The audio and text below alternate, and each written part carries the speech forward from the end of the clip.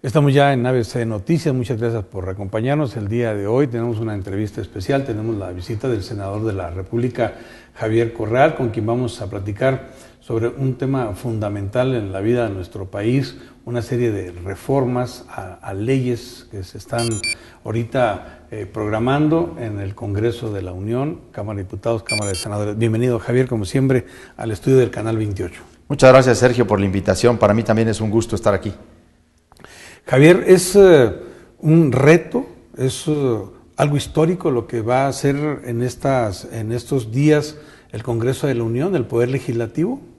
Pues mira, realmente sí estamos ante una época de mucho trabajo, de muchos retos, de muchos desafíos en materia legislativa, porque buscaremos llevar a la ley secundaria, a las leyes reglamentarias, las recién aprobadas reformas constitucionales que han tocado diversos ámbitos y muy importantes de la vida del país y para beneficio de los ciudadanos. ¿Sobre qué tema van a legislar, Javier? Así sobre telecomunicaciones, sobre anticorrupción.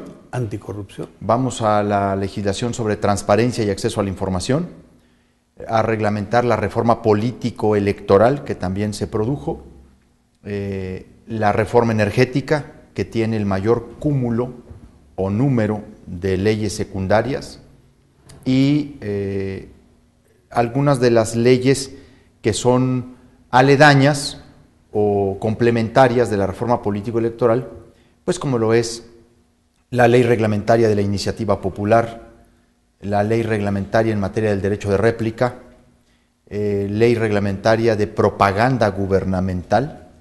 Acabamos de aprobar la ley de consulta popular, la reglamentaria. Es un paquete muy amplio.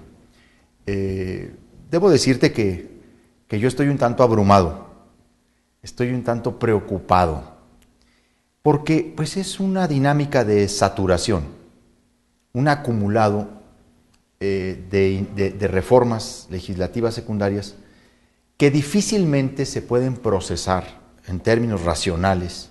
Diríamos, humanamente es imposible procesar cerca de 40 leyes reglamentarias en menos de 60 días. Hay una que tiene un plazo fatal, que es la reforma político-electoral, porque en la Constitución hay una restricción, hay una taxativa, de que 90 días antes de iniciarse un proceso electoral no pueden producirse reformas electorales relevantes. Y además se adelantaron vía la reforma constitucional las elecciones al primer domingo de junio. En el 2015 las elecciones ya no van a ser en julio, sino en junio.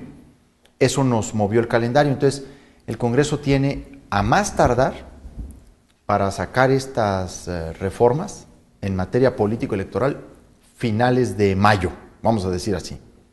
Todas las demás también tienen plazo, pero bueno, el Congreso a veces se da también sus tiempos, es laxo en sus propios periodos legislativos. Yo digo que hay que tomar las cosas con más calma, sobre todo en asuntos tan profundos, tan de hondo calado como es una reforma energética, que tiene cerca de 27 leyes reglamentarias, y en donde están los detalles, las formas de asignación de los contratos, las funciones de las autoridades reguladoras, todos estos mecanismos por los cuales se va a permitir la exploración y explotación directa a los extranjeros de hidrocarburos. Entonces hay una sobresaturación.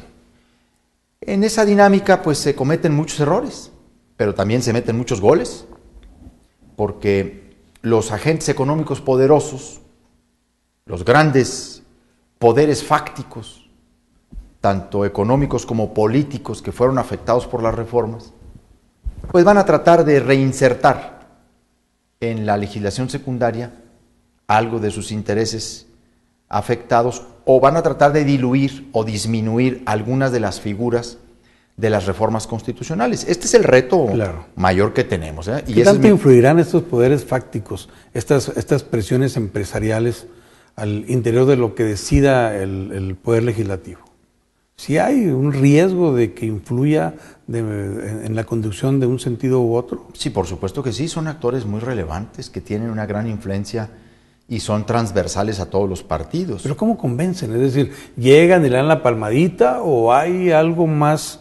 No, pues hay un intercambio de favores, de beneficios. La televisión, por ejemplo, los grandes conglomerados de telecomunicaciones y radiodifusión, pues ofrecen la cobertura informativa, el buen trato. Todo el mundo quiere ahí ser algo después del Senado, ¿no? Gobernador o diputados o presidentes municipales o presidentes de la República. Como ser una estrella dentro del canal de las estrellas. Una estrella más dentro del canal de las estrellas. Y bueno, pues los apantallan con ese discurso que es muy mediático y para perspectivas o mirajes medios, pues es muy rentable ese tipo de cosas, ¿no? Pero también en otras materias como en la energética o como en la reforma financiera o fiscal, pues también está de por medio la relación con el propio gobierno o con las grandes inversiones futuras o eventuales al país, pues en términos de pues hasta colocación de personas en esas empresas, en fin, hay un intercambio, pero además los intereses están metidos en el propio Congreso. O sea, hay senadores y diputados orgánicos a los intereses de esas empresas. O sea, el fenómeno de la telebancada es una realidad en el Congreso. Hay miembros de la telebancada, obviamente la mayor está en el Partido Verde, pero hay en el PRI, en el PRD, en el PAN, gente que trabaja para esos intereses. Diputados, senadores que están ahí específicamente para defender los intereses de las televisoras. Sí, porque ellos los impulsaron en su llegada. Los patrocinaron, los impulsaron, los defienden. Los patrocinaron, los impulsaron, buscaron en los partidos que fueran propuestos y bueno, pues están ahí atendiendo a esos intereses. Ese es uno de los riesgos mayores que hay. Por eso es tan importante que la gente en este proceso que viene esté muy al pendiente del desempeño de sus legisladores. ¿Qué hacen los diputados? ¿Qué hacen los senadores? ¿Cómo votan las reformas? ¿En qué sentido emiten su voto?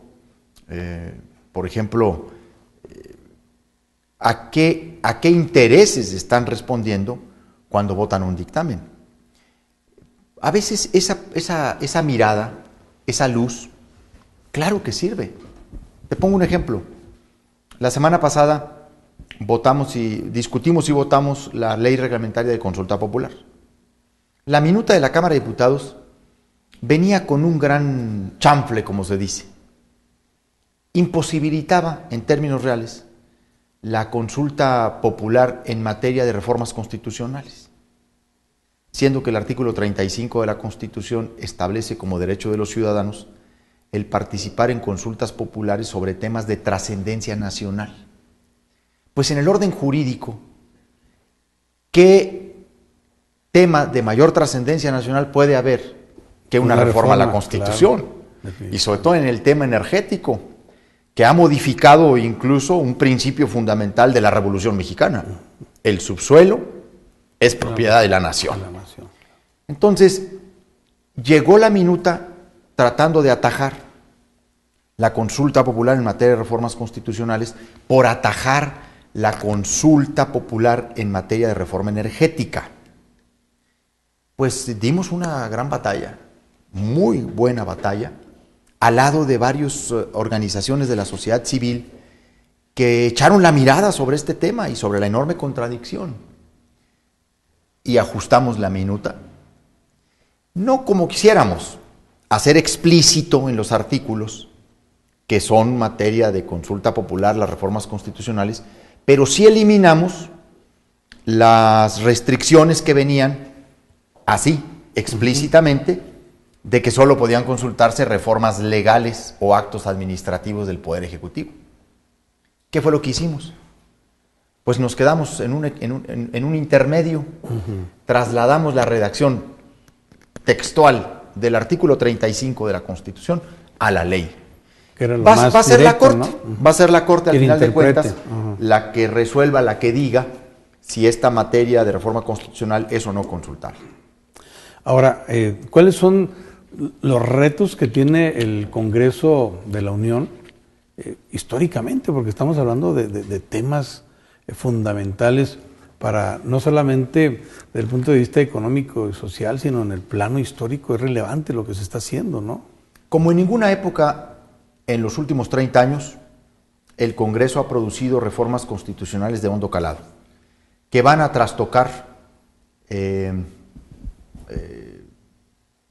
corporativismos y rémoras autoritarias muy enquistadas. La reforma de la transparencia es de una enorme significación y consecuencia. ¿Qué significa esto? En cuanto ya... Hemos llevado a la Constitución la obligación de que prácticamente todos los entes públicos rindan cuentas y garanticen el acceso a la información bajo la jurisdicción del IFAI.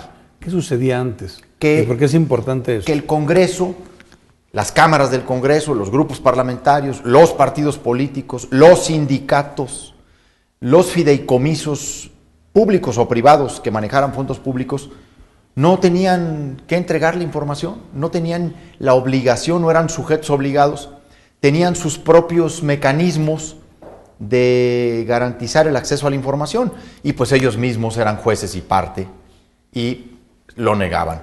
Hoy se duplicó el número de sujetos obligados y se ha hecho del IFAI, del Instituto de Acceso a la Información Pública Gubernamental y Protección de Datos Personales, un organismo nacional que va a ser el garante del derecho a la información y que va a tener jurisdicción y competencia sobre el propio Congreso de la Unión, sobre los grupos parlamentarios, sobre las cámaras del Congreso, sobre los sindicatos, sobre los partidos políticos.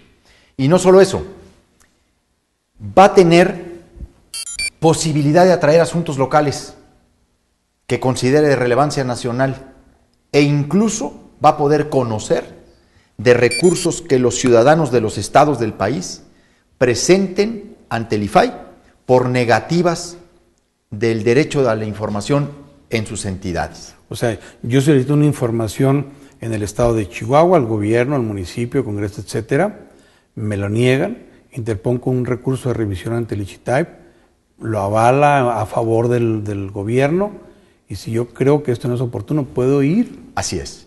Hemos hecho del IFAI la última instancia y definitiva en materia de acceso a la información. ¿Esto responde a qué?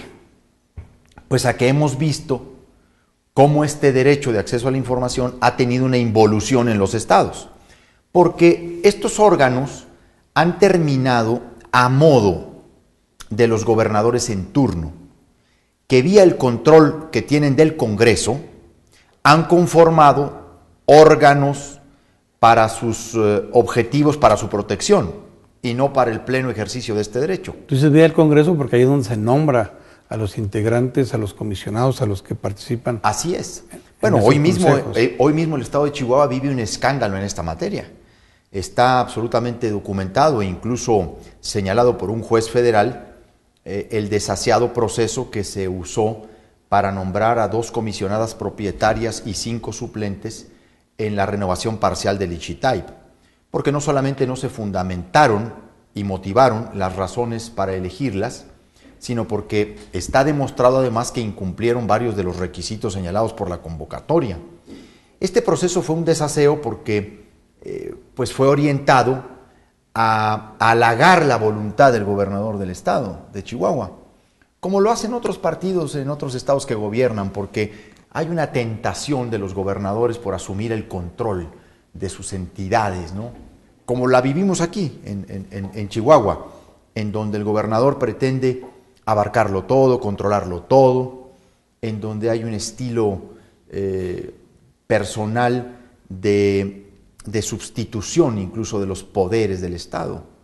Mira lo que acabamos de ver el pasado 28 de febrero, esta elección del nuevo presidente del Tribunal de Justicia del Estado de Chihuahua, la salida de Vázquez Quintero, la renuncia forzada de Alberto Vázquez Quintero, presidente del tribunal, que por motivos personales renuncia a ser presidente del tribunal, acto seguido se va a su sala penal en Ciudad Juárez.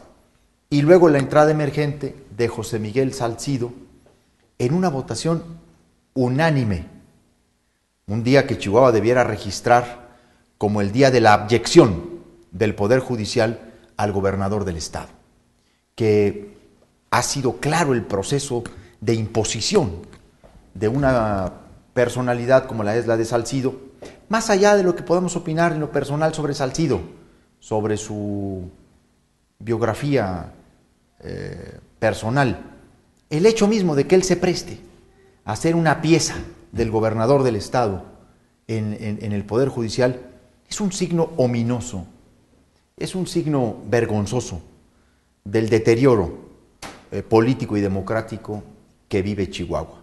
Y esto se ha trasladado a otras áreas. Por eso la reforma del IFAI dijo, vamos a hacer del IFAI un órgano nacional frente a esas conductas de cooptación de los órganos de transparencia en los estados por parte de los gobernadores, como terminaron haciéndolo en materia electoral. Por eso también la reforma constitucional hizo un INE, un órgano electoral nacional. Ahora resulta que habrá un órgano central que organizará todas las elecciones en México, las locales y las federales. Parece que los gobernadores se han convertido en los enemigos de la democracia, ¿o qué está sucediendo? Pues que han entendido mal su llegada al poder.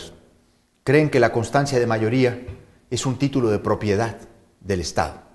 Se comportan como virreyes, en el mejor de los casos, en el peor como caciques de viejo cuño, con un estilo rupestre, facciosos además, de un estilo absolutamente faccioso. Con patente de corso, ¿no? Sí, creen que pueden controlarlo todo, pues es que tienen además los recursos para hacerlo. Los recursos, por ejemplo, en materia de publicidad los usan como un mecanismo para controlar o para castigar, para premiar o para castigar. Los recursos que son de todos los ciudadanos y que debieran estar sujetos a criterios de transparencia, de equidad, de pluralidad, de estímulo al derecho a la información, así se concibe los recursos en materia de difusión como un apoyo del Estado al derecho a la información, son usados fundamentalmente para apoyar a los que se portan bien y se los quitan castigando a los que se portan mal. Eso pasa en Chihuahua, eso pasa en el gobierno de César Duarte. Vemos además un endeudamiento irresponsable. Es increíble que nuestro Estado haya llegado, Sergio, a los niveles de endeudamiento que han sobrepasado a estados como Coahuila y como Michoacán. Si eso nos lo hubieran dicho algunos años, no lo hubiéramos creído. Chihuahua tiene en términos netos un endeudamiento de 41,487 millones de pesos. Somos el tercer estado más endeudado de México. Y esto es fruto también de lo mismo, ¿no? Y frente al argumento que da el propio gobierno del estado a través de sus áreas de Hacienda, decir, este no es el endeudamiento de Chihuahua. Nosotros debemos acá como 18,000 pesos, perdón, 18,000 millones de pesos, sí, porque el otro endeudamiento tiene que ver con bonos carreteros y no con respecto a afectaciones a las partidas federales. ¿Tú cómo contemplas esta explicación? Yo solo te doy un dato. El informe es de la Secretaría de Hacienda y Crédito Público. Los niveles de endeudamiento de las entidades es un informe que realizó la Secretaría de Hacienda y Crédito Público. Y esa es la deuda localizada en Chihuahua. Bueno, si Duarte quiere aclarar los términos de su endeudamiento, pues se lo tendrá que hacer al secretario de Hacienda, Luis Videgaray, que es miembro de su propio partido. Y de alguna manera, dentro de esta legislación, ¿se trata de regular esto de los préstamos sin control? Hay una ley, hay una reforma ya emitida en materia de endeudamiento público que establece límites y mecanismos para garantizar estos endeudamientos. Obviamente, todos estos procesos que se han dado en Chihuahua pues, han sido anteriores a la emisión de la nueva legislación, porque la verdad de las cosas es que es en este sexenio donde se ha contraído el mayor endeudamiento y, por cierto, en contrataciones muy caras. La de Chihuahua no solamente es una deuda alta en su monto, es una de las deudas contratadas con los precios más caros del país. Así está calificada. ¿Con los intereses más caros? Intereses más caros. Ajá. O sea, los niveles de contratación es a partir de los intereses que se pagan. Claro. Y bueno, la pregunta fundamental que nos tenemos que hacer, ¿dónde están estos 41,000 millones de pesos? Pero, Javier, ¿no tenemos diputados del PRI, del PAN, del Verde, del PRD, que son los que auditan y que nos deben de decir a los chihuahuenses dónde está ese dinero? Pues mira, en realidad en el Congreso del Estado la presencia del PAN ha sido cada vez más marginal. Hemos tenido muy pocos diputados desde hace ya varias legislaturas. Pues el PRI es el que controla la legislatura. Y para acabarla de amolar, en algunos de estos tramos, ha contado con algunos diputados del PAN. Sí, porque ellos han apoyado los préstamos. Y con algún silencio también de los dirigentes. Y eso se constituye pues en uno de nuestros principales deterioros ante la opinión pública.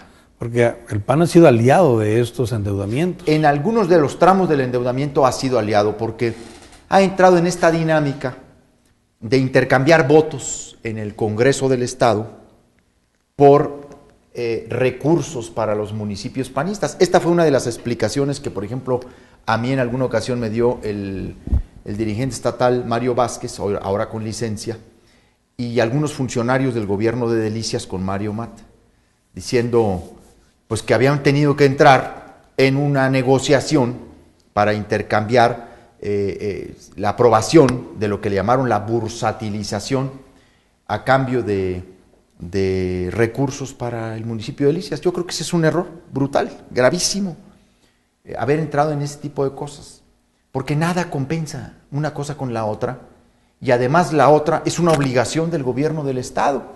Lo que pasa es que, conscientes de que estamos ante un gobernador con un espíritu muy faccioso, muy partidista, pues no quieren arriesgarse a perder recursos los municipios, porque además los municipios pues están en condiciones también muy débiles en cuanto a ingresos propios.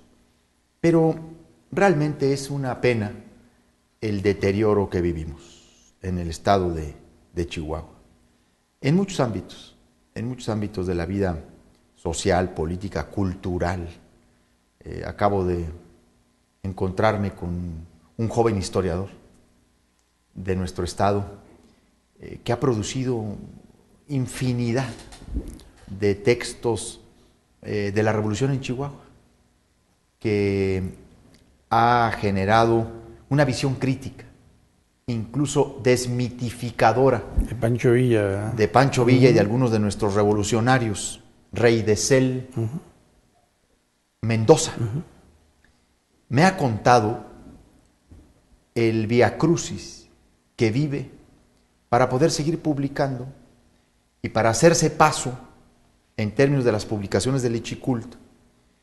Pues porque como en Chihuahua ya no solamente es oficial la religión católica, toda vez que Duarte consagró al Estado al Sagrado Corazón de Jesús, también hay una historia oficial por decreto, en donde Pancho Villa, héroe de mi simpatía, pero a los revolucionarios hay que verlos en sus luces y sombras. Claro. También se le quiere decretar una pureza por decreto.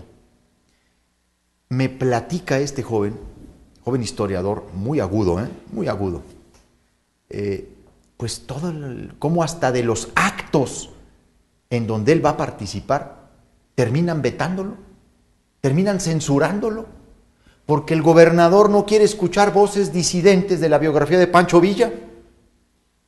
Digo, es de vergüenza que lleguemos a esos niveles. Cuando a mí me dicen, oye, ¿cómo está con relación a otros gobernadores? No, bueno, Patricio es de niños, para lo que estamos viviendo ahora. Javier, si me permite, damos una pausa. Sí, con mucho gusto. Regresamos en un segundo. Estamos en ABC Noticias.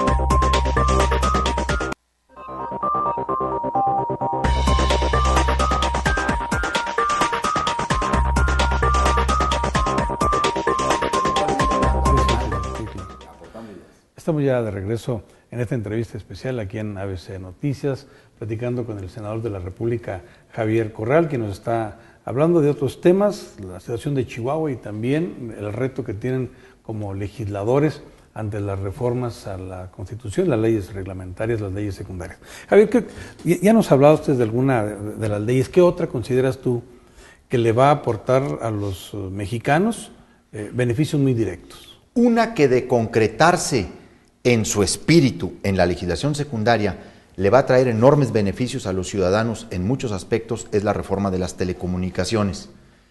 La gente ve a veces estos temas como muy distantes, pero no es así, porque le van a traer beneficios en cuanto a una mayor oferta de contenidos en radio y televisión, una mayor pluralidad y diversidad de medios, una mayor competencia de actores, pero también en otros servicios como telefonía, como internet, mejores precios, mejores planes tarifarios, porque la competencia genera que volteen a ver al usuario y busquen conquistarlo, pues no solamente con un mejor precio, sino ofreciéndole una multiplicidad de servicios de valor agregado a los productos que se ofrecen. ¿Será la ley que más directamente les va a llegar al beneficio directo de los ciudadanos?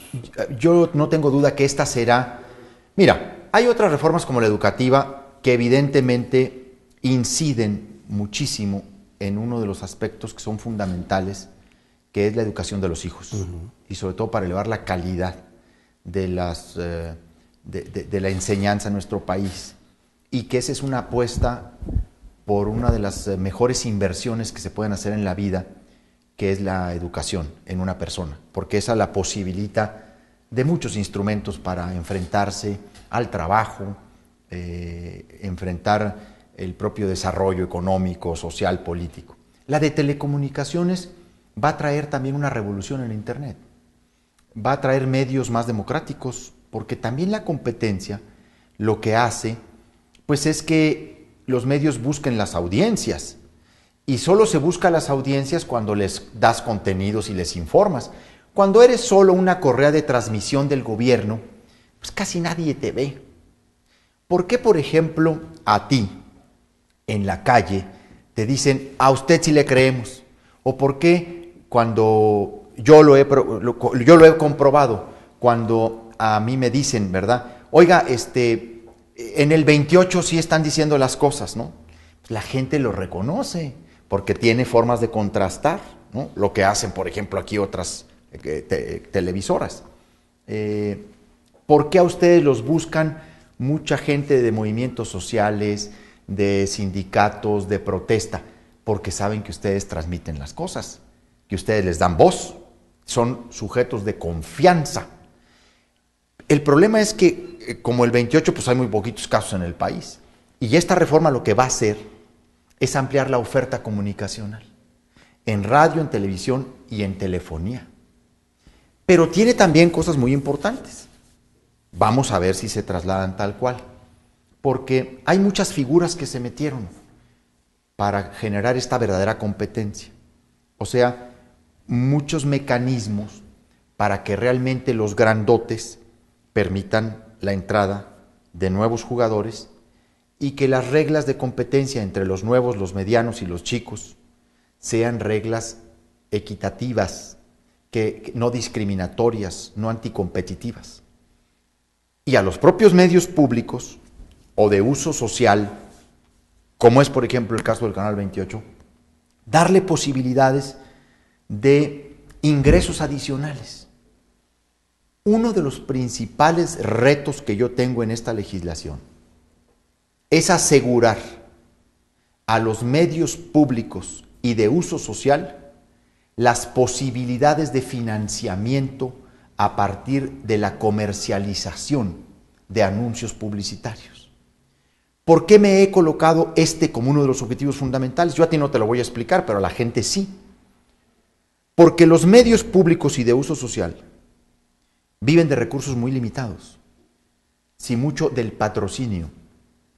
Necesitamos garantizarles estas fuentes de financiamiento para asegurarles su libertad y que no estén dependiendo solo de fuentes oficiales o institucionales.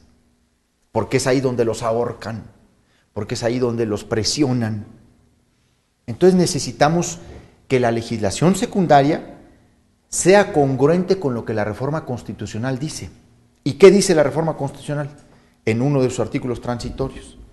Dice que la ley garantizará fuentes y mecanismos de financiamiento a los medios públicos y de uso social. No dice que hay que prohibirles ni restringirles, dice que hay que procurarles. Y garantizar. Garantizarles mecanismos de financiamiento. Es en ese objetivo en donde está la posibilidad de que los ciudadanos tengan medios más democráticos y más libres, porque la participación ciudadana verdadera depende de que la gente tenga información objetiva, análisis, información, juicios. Si no, la gente no puede participar. Claro. Yo quiero decirte que la represión que ha sufrido el Canal 28, el 80% yo creo que ha sido a través precisamente de la manipulación de los presupuestos a este medio. Claro, porque en cuanto tocas al presidente municipal, al gobernador, al rector, al presidente de la República, con una visión crítica, pues como se sienten dueños del dinero de la gente, dicen, a este ya no le des publicidad o redúcesela. Ahí es donde está el gran tema de regular la propaganda gubernamental. Fíjate, con Marco Quesada, nosotros fuimos críticos de muchas cosas que veíamos mal y actos de corrupción. Y cuál fue la actitud, cuál fue la reacción del municipio. Nos revocó al 100% el convenio que teníamos desde 5 o 6 años atrás. Eso es lo que estamos padeciendo muchas televisoras independientes y sociales en México. Sí, es un principio muy viejo que instaló el licenciado López Portillo cuando fue presidente de la República frente a la revista Proceso, que le quitó la publicidad y luego justificó la acción con una frase muy patrimonialista del poder: no pago para que me peguen, como si el dinero fuera de él. En la mayoría de los países del mundo democrático hay leyes que regulan el gasto público en medios de comunicación y establecen criterios objetivos. También para que el recurso público no sirva para financiar medios inexistentes o que nada más existen en una edición de un ejemplar, ¿no? Claro. Porque también ha habido mucho abuso en ese tema, ¿no? Las leyes en materia de propaganda gubernamental lo que buscan es que el poder no haga de estos recursos un uso discrecional y arbitrario y que no sirva para acallar las voces. O para promover políticos, ¿no? Claro, porque además lo que tenemos que reglamentar es eso. El artículo 134 de la Constitución, que prohíbe en cualquier forma de comunicación social la personalización de la propaganda gubernamental con tintes de promoción personal.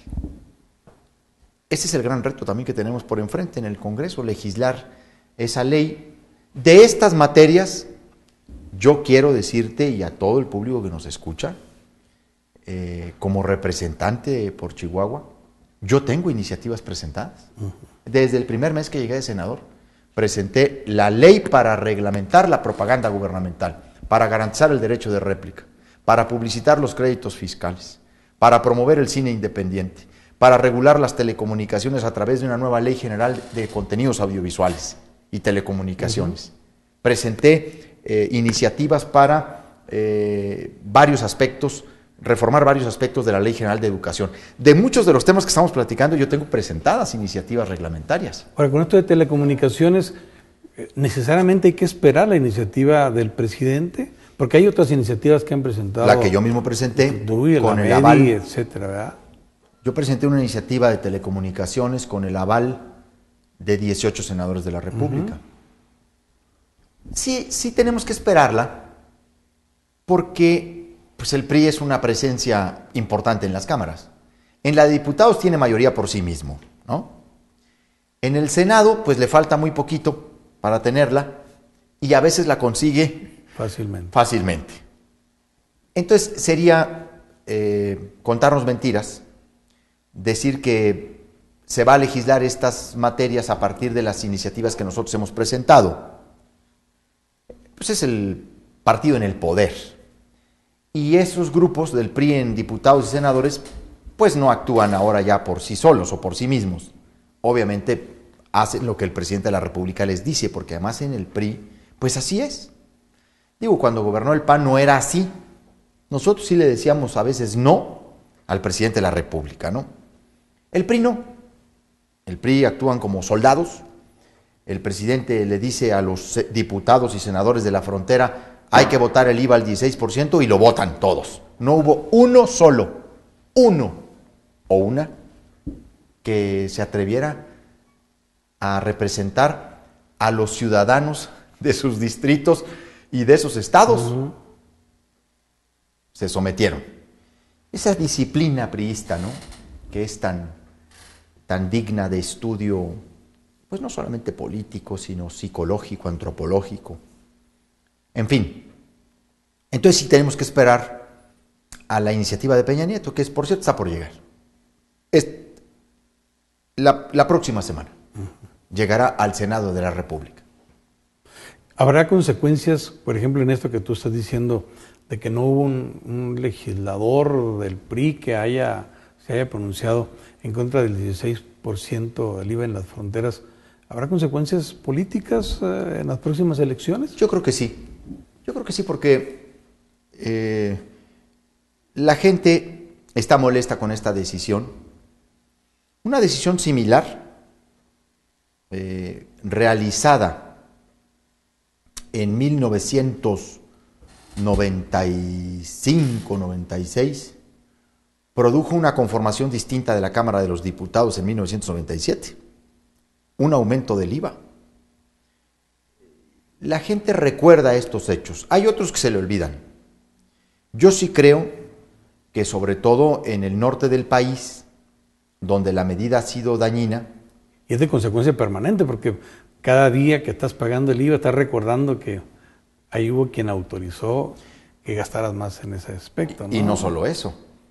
Acaban de anunciar un pacto fiscal en donde lo han dado a conocer como no se van a cobrar nuevos impuestos, no se van a modificar ya ningunas bases tributarias en el país, hasta por lo menos todo este sexenio. Pues qué grave que nos anuncien eso. Esto quiere decir que no van a rectificar. Cuando tenemos nosotros varias controversias constitucionales y miles de amparos interpuestos contra varios de estos absurdos fiscales.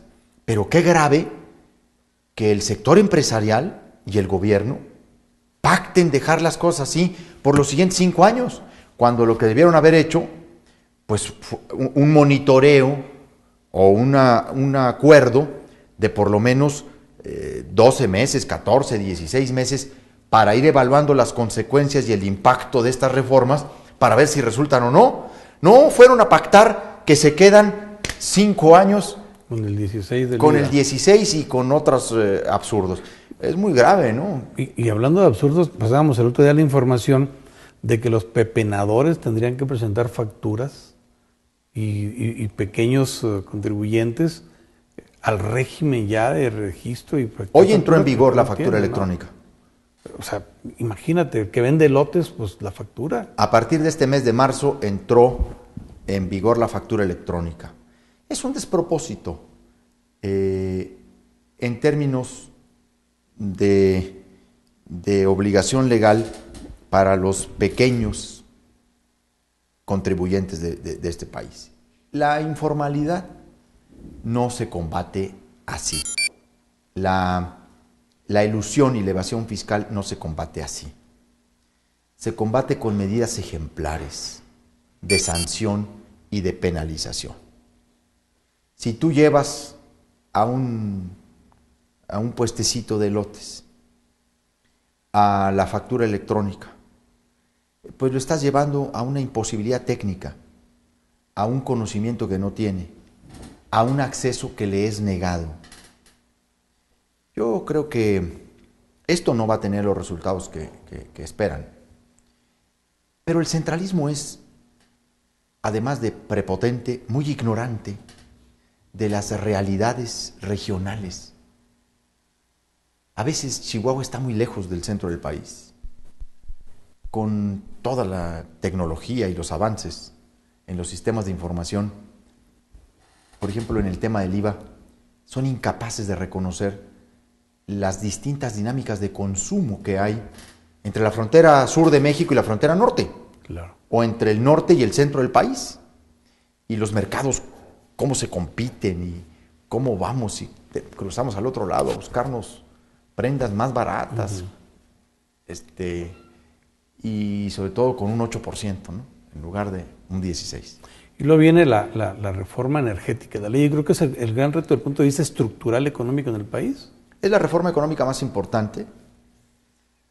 Bueno, tú como sabes, yo esa no la voté a favor. Yo voté en contra.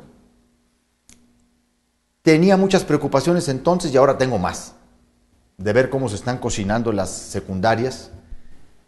Yo voté en contra de la reforma energética fundamentalmente porque carece de candados, de controles en materia de transparencia, de anticorrupción, porque me parece que incluso no toma las medidas adecuadas para una preservación de nuestros recursos naturales, de nuestras zonas, del medio ambiente, de los propios objetivos que nos hemos dado en la Ley General de Cambio Climático, porque incluso le abre la posibilidad a una exploración y explotación del gas con tecnologías muy dañinas, muy depredadoras, como el fracking denominado, que es la fracturación por agua de la corteza terrestre, y que terminan siendo muy contaminantes, pero además requiriendo de cantidades excesivas de agua.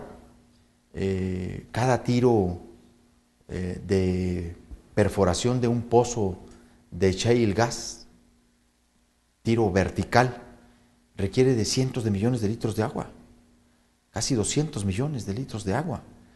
Y luego esa agua ya contaminada, porque además le mezclan al agua, no solamente le mezclan arena, sino una serie de químicos en una propulsión muy fuerte, a velocidades de casi 70 atmósferas. Cuando ya se usa, pues termina en tinajas ecológicas que le llaman, que en realidad pues se quedan ahí por mucho tiempo, pero resultan ser muy contaminantes.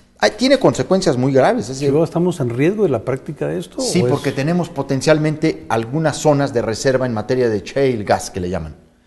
El estado que más tiene creo que es Tamaulipas y Coahuila, pero Chihuahua está dentro de esos estados con reservas y estamos frente a esos peligros. Y son muy contaminantes, hay muchos estudios, hay muchas alertas ambientales sobre el uso de esta tecnología. Bueno, en Estados Unidos se ha documentado incluso incendios en las cocinas de las casas. ¿Sí? Por contaminación del agua con el metano. Chihuahua. Y de hecho, hay unas fotografías que circulan de donde le están poniendo un encendedor ahí al grifo del agua y arde. Yo ahora voy a estamos organizando un foro aquí en Chihuahua. Estamos buscando el lugar donde va a ser. Pedimos a Casa Chihuahua que nos rentara su espacio. Ahí nos están entreteniendo. No sabemos si hay un obstáculo político para hacer nuestro foro o qué disponibilidad hay. Pero vamos a ver dónde lo hacemos. ¿Foro sobre qué, Javier? Sobre este uso de la tecnología, del fracking. Vamos a traer expertos, tanto de Fundar como de la Alianza Mexicana contra el Fracking. Y vamos a traer a un geólogo y a una economista y a un experto en minería y en energía, porque queremos concientizar sobre el impacto social y ambiental del uso del fracking. Quizá no lo vamos a poder detener, pero por lo menos llevarnos conclusiones importantes para ver cómo en las leyes secundarias debemos homologar las metas y los objetivos del milenio en términos de cambio climático con la legislación secundaria en reforma energética. ¿Este foro va a ser en varios lugares o lo haces en Chihuahua Chihuahua lo hago. Que tenga el impacto nacional? Lo hago en Chihuahua para que tenga impacto nacional. Ah, qué interesante. Pero debo decirte además que esto quiere mover a los legisladores a que le echemos la mirada a estos temas. Se nos ha colocado una idea muy economicista de todas las cosas. El desarrollo económico por encima del desarrollo sustentable, por encima del mundo habitable, por encima del futuro del medio ambiente. Somos la generación en la historia de la humanidad que más información tiene sobre las consecuencias del cambio climático y la que, más que menos hemos hecho algo por evitarlo. Y esa conciencia deben tenerla los legisladores. ¿Qué día es, Javier? El sábado 15 de marzo. Sábado 15 de marzo. A las 10 de la mañana. Estamos todavía pendientes de que nos diga la Casa Chihuahua si nos autoriza ese espacio. Si no, lo haremos en algún otro hotel o en algún salón, pero desde ahora llamo a la gente a que participe, a que venga, a que se entere de este foro y que nos ayude a generar conciencia con los legisladores, los diputados y los senadores por Chihuahua. Yo te quisiera pedir que nos autorizaras transmitirlo en vivo y no solamente aquí en Chihuahua, pues sino puentearlo en el internet para que otras gentes de otros estados, etcétera, tengan la oportunidad de verlo en vivo. Pues sería eso buenísimo porque entonces... Hay que hacer conciencia de estos temas, pues llegamos entonces a mucho más a auditorio. Claro. Me encanta la idea, claro, y te lo agradezco. Es un tema de gran interés. Va a suscitar un gran interés. Javier, el tema la hora se nos está terminando, nos quedan 3-4 minutos. ¿Qué quieres abordar que sea importante para cerrar esta entrevista? Bueno, pues yo debo decir que estamos en la tarea fundamental, en la tarea de legislar. Estamos en un momento clave de las reformas constitucionales, que son sus leyes secundarias. Es muy importante que la gente dé seguimiento a sus legisladores, que participe. Y la primera forma de participar es informarnos de los proyectos, de las posiciones, de cómo se vota. Estoy esencialmente en esa tarea, aunque también sigo desarrollando una actividad de carácter partidista. Estoy involucrado en la tarea de partido, sobre todo ahora que se abre un proceso de renovación de las dirigencias, tanto estatal como nacional, del PAN. ¿Y cómo ves tú a los liderazgos, a las candidaturas al PAN nacional y estatal? A nivel nacional yo creo que la competencia se reducirá a Gustavo Madero y a Ernesto Cordero. Yo creo que a nivel nacional Madero debiera continuar en un segundo periodo, que además va a ser muy corto. ¿Tú estás apoyando a Madero? Yo he firmado este día mi adhesión por Madero, o sea, he otorgado mi firma para su registro y por lo tanto le otorgaré mi voto. El mío no es un voto incondicional a Madero, porque hemos platicado sobre los retos que tiene el PAN y le he comprometido a que con mejores condiciones de integración del nuevo Comité Nacional, realmente el partido investigue los señalamientos de corrupción que se han hecho al interior y que despleguemos una campaña en contra de la corrupción en donde se encuentre, en la madriguera donde se esconda. Yo creo que un regreso del presidente Calderón al partido por la vía de Ernesto Cordero no es ni oportuna ni conveniente. Muchos de los problemas que tuvimos nacieron en Los Pinos y sus adláteres, y es un estilo que no necesariamente garantizaría la unidad, pero además nos haría muy vulnerables frente al gobierno de Peña Nieto. Y yo creo que Madero lo ha hecho bien. Yo creo que Madero logró avances institucionales, una reforma estatutaria muy importante que rediseñó órganos del partido, avanzó electoralmente, reconquistamos algunas capitales, ganamos la gubernatura de Baja California, crecimos en población gobernada por el PAN, pero además supo audazmente jugar una dinámica de negociación política en el llamado Pacto por México. Muchas de nuestras ideas están en la Constitución. Madero sorteó la crisis, sobrevivió a ella y me parece que hay que reconocérselo. Para eso es la figura de la reelección, para estimular y premiar cuando hay un buen desempeño y para continuar proyectos exitosos. Esto que pienso... Y haber perdido la candidatura o la presidencia de la República en las elecciones federales no es algo que en un momento dado pierde el equilibrio de lo positivo de la actuación de Madero. Porque no está en su ámbito específicamente de competencia. A ver, hay que decirlo con toda claridad, perdimos la presidencia de la República pues por el gobierno que tuvimos, la actuación final que tuvimos y también por, en muchos sentidos, por la indefinición programática y de causa de nuestra candidata presidencial, ¿verdad? Y por muchos factores. El PAN venía perdiendo electoralmente casi 2 puntos porcentuales por año desde que llegamos al poder hasta el término del presidente Calderón. Esto que yo pondero a nivel nacional no lo veo reflejado en el Estado. Yo creo que aquí la reelección no es conveniente. Si me baso en los dos mismos principios, ¿para qué es la reelección en un cargo directivo? Reconocer el buen desempeño y darle continuidad a proyectos exitosos, pues en ninguno de los dos supuestos estamos en el caso de nuestro dirigente Mario Vázquez. Por eso yo he decidido apoyar a Ramón Galindo, un liderazgo muy superior incluso a sus competidores. Hoy diga lo que se diga, Ramón Galindo ha sido uno de los mejores alcaldes de Ciudad Juárez, fue una presencia independiente, crítica en el Congreso del Estado y tuvo un muy buen papel como senador de la República. Yo le di seguimiento a su actuación como senador de la República. Dejó una huella, una estela, es un legislador que se hizo presente y tiene un cariño por el PAN de hace muchos años. Hay quien dice que es impulsivo, pues sí, sí es impulsivo, que ha cometido muchos errores. ¿Quién no los ha cometido en el PAN? ¿O quiénes no los hemos cometido en el PAN? Lo digo abiertamente. Yo detecto los errores de Ramón en un ámbito más del impulso, de la pasión, del momento. Yo no le tengo acreditadas conductas vulnerables de componenda con nuestros propios adversarios o de traición a nuestra cultura doctrinal, a nuestra moral política. Y esos errores yo los dejo pasar, los que son fruto de la pasión. Yo creo que el PAN tiene que volver a ser oposición en Chihuahua, tiene que ser un partido vinculado a los ciudadanos. Tenemos las mejores condiciones para recuperar la gubernatura del Estado.